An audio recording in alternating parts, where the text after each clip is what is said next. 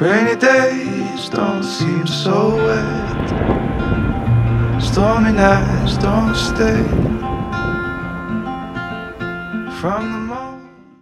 충성! 안녕하세요. 진짜 영광스러운 날입니다. 아, 감동 진짜. 이런 거 리뷰 언제 제가 해보겠습니까? 기기 자체는 2021년 중순 정도에 출시가 된 기기고요. 그리고 기기 자체가 인디고고라는 곳에서 펀딩으로 탄생한 기기입니다. 펀딩이라는 게 뭐예요, 결국은? 사람들이 돈을 모읍니다. 돈을 모아가지고 이런 기기를 만들어주세요. 혹은 제작자가 우리 앞으로 이런 기기를 만들 건데 니들이 좀 돈 좀 모아줄래? 라고 한 거죠. 바로 그렇게 탄생한 기기입니다. 그렇기 때문에 오타쿠들을 자극하는 뭔가가 있는 기기예요. 농담하는 거 아닙니다.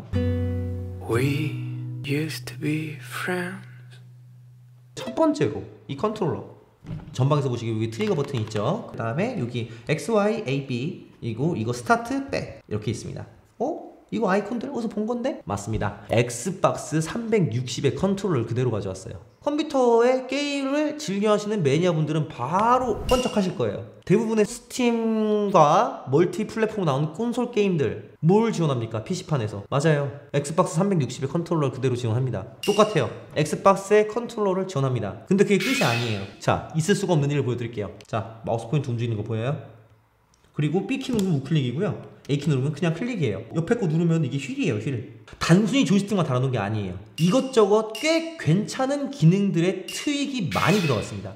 이것들을 갖다가 제가 쓰면서 꽤 유용하다고 느꼈는데 이 기기는 단순히 게임을 하기 위한 축소된 기기가 아니라 실제 사용자의 눈높이에서 사용자들이 원하는 기능들이 많이 들어갔다는 거죠. 왜? 그게 바로 펀딩 출신이기 때문에 이 펀딩 출신 기기라는 점을 갖다 계속해서 강조하는 게 그만큼 니즈에 의해서 탄생했다는 거예요. 니즈에 의해서. 단점을 설명하기 전에 얼핏 봐서 느껴지는 단점을 얘기할게요. 다 보여줬거든요. 제가 들고 다니면서 실제로 일주일 동안. 일단 기기 스펙을 물어보고 사람들이 생각보다 실망을 하더라고요. 왜 실망을 하냐? 따로 외장된 그래픽 칩셋은 없습니다. 인텔사의 그것이니까 사람들이 다 편견을 가지고 있어요. 저도 솔직히 그랬거든요. 처음 받자마자 이거 인텔사의 내장 그래픽이면은 게임 성능이 그렇게 좋진 않을 것 같은데 어떤 거에 비해서? AMD사의 APU에 비해서.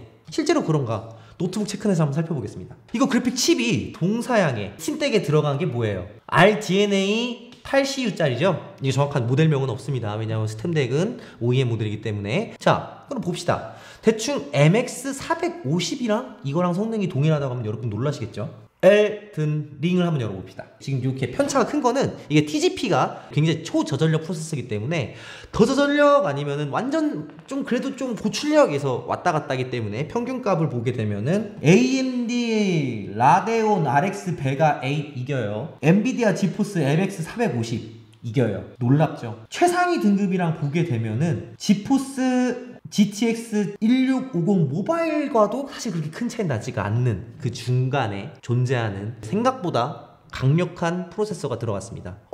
인텔 거는 항상 그것만 좋지 뭐 드라이브 항상 구리잖아요. 이건 실게임 벤치예요. 실제로 게임을 해보니까 꽤 성능이 괜찮게 나왔습니다. 자, 오늘 뭘 가져왔냐? 게임 성능에 대해 제가 리뷰한 걸 가져왔어요. 이걸 내가 진짜 다 플레이해가지고 다 정품 샀거든요. 정말 대단한 겁니다. 배틀그라운드부터 했습니다. 배틀그라운드는 지금부터 읽어드리는 모든 게임 중에서 유일하게 진동이 안 됐어요. 뭐 조이스틱은 자동인식 됐습니다. 조이스틱이 자동인식이 되지 않은 게임은 없어요. 그 대신 이 기기의 해상도는 상당히 높아요. 2560 곱하기 1600입니다. 그렇기 때문에 그걸로는 게임을 돌리기 좀 벅찼으니까 거의 다 모든 게임을 다 1280 곱하기 800을 돌렸습니다. 자, 그렇게 됐을 때 뭐냐? 닭 배틀그라운드 국민 옵션일 때 60프레임 정도 나왔습니다. 괜찮게 나왔죠? 엔들링은 30프레임 조금 넘었던 것 같아요. 조이스틱 자동인식이었고 진동 피드백은 확인했습니다. 위쳐3 얘도 한 30프레임 조금 언저리 나왔던 것 같아요. GTA5 같은 경우는 진동 피드백이 역시 잘 됐고 근데 프레임이 60 이상으로 자꾸 올라가려고 그러더라고요. 실제로 올라가더라고요. 성능을 좀 더 높은 옵션으로 줘도 됐을 것 같은데 일단 중간 옵션으로 했을 때 프레임이 60 이상 올라갔고요. 피파 22 이거 같은 경우 자동 옵션이라는 걸 넣었습니다. 자동 옵션 넣었고 1280 했을 때 손흥민 선수로 골을 넣었는데 아무런 문제가 없었습니다만 손흥민 선수 골 넣었을 때 제가 편집을 날려가지고 자, 이거 같은 경우에도 역시 프레임이 60 이상 올라가서 굉장히 매끄러운 플레이 가능했고요. 갓 오브 워 같은 경우에는요 자동 설정을 했더니 최대 낮음으로 가서 낮음으로 바꿔가지고 좀 했었거든요. 낮음으로 바꿔서 그리고 해상도 낮춰서 하는데 얘는 중간중간 20프레임 밀어 내려가기도 하더라고요. 끊김도 좀 있고. 하지만 전투씬 들어갔을 때는 좀 괜찮았습니다. 그래서 갓 오브 워는 약간 어렵다. 보시면 되고요. 포르자 호라이즌 이거는 제가 전에 했을 때 6코어 아니면 되게 어렵다라고 느껴져가지고 살짝 포기하고 있었는데 실제로 게임 실행하기 전에도 경고 메시지가 뜹니다. 그 지원하지 않는 그래픽카드인데 어떻게 하시겠어요? 무시하고 실행 눌러보니까 생각보다 잘 돼. 생각보다 잘 되고 한 30프레임에서 40프레임, 50프레임 왔다 갔다 합니다. 꽤 괜찮게 됐고요. 그리고 세키로는 굉장히 부드러웠어요. 세키로 굉장히 부드러웠는데 내가 게임 진행이 안 부드러웠어요. 되게 어렵더라 게임이. 살짝 지나가니까 바로 죽이더라고. 이거 길 찾는데 한 10분 걸려서 굉장히 그리고 어쌔신 크리드 오디세이가 최적화가 약간은 문제가 있는 것 같아요. 특정 구간에서 굉장히 부드러운데 특정 구간에서 문제가 있는 30프레임 정도 나오는 그래서 큰 문제 없는 뭐 그런 거였고요. 철권은 제가 좀 쫄아가지고 1280 곱하기 800으로 했더니 너무 잘 돌아가. 그래서 좀 더 줘볼까 생각도 들었어요. 근데 이거는 격투 게임이다 보니까 만약에 약간의 끊김이 있더라도 여러분 굉장히 열받겠죠. 그러니까 이 정도 설정을 하시는 걸 추천드리고요. 자동인식으로 했고요. 60프레임 정도 나왔습니다. 문제없이 나왔고, 그 다음에 사펑 같은 경우에는 제가 좀 지레짐작으로 쫄아가지고 1280에다가 낮은 음으로 했는데 프레임이 50, 60 나와요. 그래서 너무 낮추지 않는 것도 괜찮겠다 싶었어요. 좀 낮추니까 좀 텍스처가 약간 보기가 안 좋은, 광원 효과는 낮춰도 충분히 세련되게 나옵니다. 레트로하게 세련되게 나오는데 근데 약간 세부적인 텍스처가 약간 아쉽달까? 그런데 게임 플레이는 문제없이 되는 것 같았다 라고 보시면 됩니다. 그리고 추가적으로 뭘 했냐, 에뮬레이팅도 잘 되나 싶어가지고 제가 좋아하던 옛날 게임 시리즈 메탈 슬러그 3를 간단하게 해봤는데요. 이거는 조이스틱 자동인식이 안 돼가지고 일반적으로 넣었어요. 다 이제 제가 키 매핑해서 넣고, 그리고 당연히 진동 피드백이 없었고요. 왜냐하면은 이때 네오지오로 나온 게임이잖아요. 윈도우에 실행하게 되니까 당연히 진동 데이터가 없지. 진동이 없는 건 딱 두 개였어요. 에뮬레이터랑 배틀그라운드 PC판. 배틀그라운드 콘솔판은 또 진동이 있다고 하대. 처음 알았습니다. 이렇게 해서 게임을 해봤는데 2560 곱하기 1600 나누기 2씩 하면 딱 점 4개가 점 하나로 찍히는 구간이고 해요. 1280 곱하기 800입니다. 그렇게 했을 때 굉장히 선명한 화면으로서 잘 나온다. 근데 캡처한 건 약간 흐릿하죠. 왜냐면은 해상도 매핑이 제대로 안 됐기 때문에 약간 흐릿할 수 있습니다. 제가 보기에는 굉장히 또렷했습니다. 왜냐? 레티나 디스플레이라는 용어를 아세요? 픽셀 피치가 300 이상인 디스플레이에 갖다가 우리는 애플의 마케팅 용어에 의해서 레티나 디스플레이라 부르기로 했습니다. 이 디스플레이도 레티나 디스플레이예요. 그렇게 따지면 픽셀 피치가 300이 넘어요. 굉장히 선명해요 진짜. 실제로 흙이 봤을 때 불쾌하지가 않아요. 확대를 해도 곡선에서 점이 잘 안 보여요. 뻥안치고 이 정도는 얼굴을 갖다 대야지 점이 보일락 말락해요. 이걸로 영상을 4K로 보시게 되면은 영상 픽셀 깨짐 뭐 이런 거는 느낄 수가 없으실 거예요. 자, 얼마나 선명하게 잘 나오냐. 나는 못 봐. 여러분들은 볼 수 있어. 근데 생각을 해보면은 영상 속에서 영상이 선명을 어떻게 알아요? 절 믿으세요 그냥. 내가 이것만 보여주려고 보여준 게 아니에요. 여러분 HDR 알아요? HDR? HDR을 켜게 되면은 SDR 컨텐츠를 사용할 때는 이렇게 회색빛이 이상하게 됩니다. 이게 최저 밝기와 최고 밝기를 다 쓰는 기능이 바로 HDR이거든요. 그래서 그 중간값으로 SDR 컨텐츠를 바꿔버리기 때문에 회색빛이 도는데, 여러분 그래서 HDR 컨텐츠를 제가 보여드리도록 하겠습니다. 얼마나 잘 되는지. 4K HDR 영상을 가속이 되는데 불구하고 굉장히 선명하게, 그리고 색 여기에 정확하게 나오죠. 절 믿으세요 여러분. 진짜 일단 여러분 이것만 기억하세요. 회색빛이었던 모니터가 갑자기 정상적인 영상을 재생한다는 것만 기억하세요. 포터블로 들고 다니면서 굉장히 괜찮은 종류의 디스플레이를 만났을 때 그 영상을 재생할 수 있는 기기 중에서 가장 파워풀합니다. 왜? 인텔 내장 때문에. 여러분들은 그냥 회색빛 화면에서 뭔가 정상적인 화면이 나온다는 것밖에 못 느끼시겠죠. 왜냐면은 저희 컨텐츠는 SDR로 들어가기 때문에, 그리고 영상 속에서 영상을 보는 거기 때문에 선명을 느낄 수가 없어요. 그리고 화려한 색감도 느낄 수가 없습니다. 다만 저만 믿으셔야 됩니다. 저희 믿으세요. HDR 4K 가속이 기가 막히게 됩니다. 이거 인텔 내장 그래픽이 아니면 안 되는 거예요. 이게 이 기기를 쓰셔야 되는 이유 중에 하나라는 거죠. 정말로 강력한 동영상 플레이어의 어떤 종류의 솔루션이라고 할 수 있습니다. 구독, 좋아요.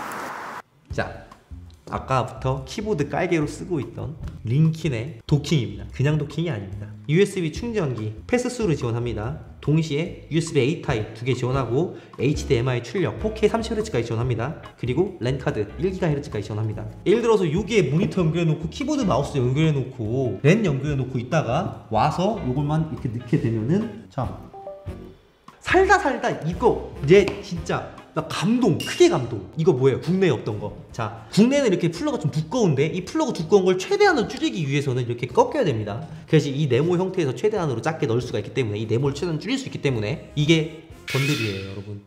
굉장히 짧고 가볍고 컴팩트하고 65W다. 이걸 뭘로 준다? 번들로 준다. 이거 사면은 이거 껴줍니다. 장난 아니죠? 이것만 하더라도 국내에서 구하려면 구할 수도 없다. 왜? 꺾인 거 안 판다. 자, 하여간 이거를 여기다 꽂고 자, 다시 여기 220V 꽂을 겁니다. 꽂았습니다. 이 상태로 PD를 꽂았을 때 충전이 되기 때문에 이걸 다 꽂아놓은 상태에서 이것만 꽂으면 끝이에요. 기광짱이다. 근데 여러분 이거를 제가 왜 얘기를 꺼내냐, 나 감동, 제이시연의 감동. 용8훈련소 구독자분들이 이거 구매하잖아요, 공짜로 준대요. 이거 껴줄 거면은 좀 좋은 거 좀 화끈하게 껴주십시오 라고 했더니, 승규씨 이거 안 열어봤죠? 그래서 열려요? 왜 열려요? 했더니 열어보세요. 일단 뭐야 이거, M.2 SSD랑 NVMe 들어가는 거, USB-C로 연결되는 거, 국내 가격 얼마입니까? 콤보가 아니고 NVMe만 되는 게 3만원 정도 되고요. 이거 저렴한 거 2만원짜리도 있겠지? 고급 제품 콤보 되는 거 4만원에서 5만원입니다 그 기능이 포함되어 있고 도킹까지 같이 있어요. 도킹 얼마입니까? USB 도킹 싼 게 한 3, 4만원이에요 근데 이 두 개 합친 제품 나 이거밖에 본 적 없어요. 딴 거 있으면 얘기 좀 해주세요. 이거 실제로 JC에서 99,000원에 파는 모델입니다. 이거 굉장히 쉽더라고요. 여기 실리콘을 같이 두 개 껴주거든요. 자, 요거를 여기다가 꽂고, 꽂은 상태에서 이거 아래 내리고, 자, 들어가죠. 이 상태로 내리면은 고정이 딱 이 정도로 되는 게 정상이에요. 이 정도로 됐고, 방열 패드 껴줍니다. 이렇게 살짝 올리고, 이거 원래 벗겨야 되는 거 정상인데 저는 여러 번 쓸 거니까 일단 안 벗기겠습니다. 이 상태로 넣어요. 뚜룽. 로컬 디스크 D 465입니다. 됐습니다. 이런 외장 SSD와 도킹을 같이 하는 거를 꽁으로 준다. 물론 이걸 사셔야 줍니다. 이거 그냥은 안 줍니다. 아래 더보기란에 링크가 있을 거예요. 이 더보기 링크를 통해서 들어가셔야지만 이 도킹까지 같이 구매할 수 있다는 사실을 알아봐 주시면 감사하겠습니다. 이런 종류의 사이드에 액정에 컨트롤러가 붙어있는 종류의 게임기는 지금 유명한 거는 닌텐도의 스위치밖에 없으니까, 스위치보다 조금 더 커요. 꽤 무거워요. 이거 800g 정도 됩니다. 아쉬우면서도 이해는 됩니다. 이유는 그만큼이나 파워풀하기 때문에 성능이. 실제로 스위치는 좀 성능 부분에 아쉬운 부분이 있죠. 그래서 그만큼이나 무게가 좀 나간다고 생각하시면 되는데, 무게를 가벼운 걸 선호하시는 분들은 솔직히까지 그렇게까지는 추천드리기가 어렵고, 어떤 분들 추천드리냐면은 나는 반드시 엑스박스 360 컨트롤러를 밖에서 써야겠다, 이런 분들한테 굉장히 추천드리고요. 그리고 난 들고 다니는 기기가 강력했으면 좋겠다, 나는 대학생이고 나는 게임용 노트북이 필요한데 솔직히 들고 다녀야겠다, 그런 분들한테 정말 강력 추천드리고요. 스팀덱하고 비교를 좀 해보겠습니다. 스팀덱이 이거에 비해서 장점이 뭐냐, 스팀 OS로 좀 더 전력 관리가 최적화가 잘 돼 있어요. 두 번째로 스팀 공식이니까 스팀에서 어떻게든 지원을 해줄 거고, 세 번째로 결국에는 이거 스팀덱 같은 경우에는 좀 더 많이 찍어낼 거니까 오타쿠들이 좀 더 많이 달라붙을 것 같습니다. 스팀덱의 장점은 여기까지예요. 단점 뭐예요? 프리미엄가. 지금 프리미엄가 엄청 붙어가지고 지금 얼마 파는지 아십니까? 알리익스프레스에서 200만원에 팔더라고요. 두 번째, 동영상 가속. 정말로 기대할 수 없다. AMD는 동영상 가속을 정말 짜게 넣어준다. 세 번째, 썬더볼트 3 USB4 포트가 없다. 이건 있다. 굉장히 큰 차이죠. 그리고 어찌 보면은 스팀덱보다 더 호환이 강력해요. 왜 강력하냐? 이건 엑스박스 360 컨트롤러를 동일한 사양으로 내장돼 있다 보시면 돼요. 즉 게임의 호환성에 있어서 이미 스팀덱과 동급이다. 스팀덱은 자사 컨트롤을 호환시키기 위해서 호환을 매칭을 시키고 있지만 이건 이미 매칭이 됐다 보시면 돼요. PC로 나오는 출시되는 게임들은 거진 다 엑스박스 컨트롤러에 내장이 돼서 나와요. 그렇기 때문에 오히려 게임에서는 이게 더 강력할 수가 있다. 게임은 동급, 다른 작업들은 더 낫다, 이렇게 보시면 됩니다. 확실한 건 그냥 CPU 파워는 이게 압승이에요. 압승. 그냥 이길 수가 없어요 그냥. 그리고 스팀덱은, 그리고 스위치 같은 경우에는 이런 얘기는 안 하려고 했는데 어쩔 수 없이 한번 보여드려야겠네요. 우리의 로망이 무엇인지에 대해서. 나의 영혼을 채우기 위해서. 나의 영혼은 그럼 어떻게 채워지나?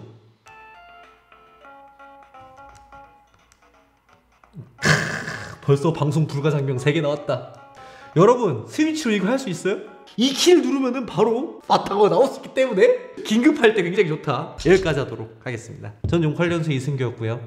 최고의 명작은 동급생입니다. 동급생도 동급생 2가 그중에 가장 명작이라는 것 잊지 말아주시면 감사하겠습니다. 여기까지였습니다. 감사합니다. 하단 링크!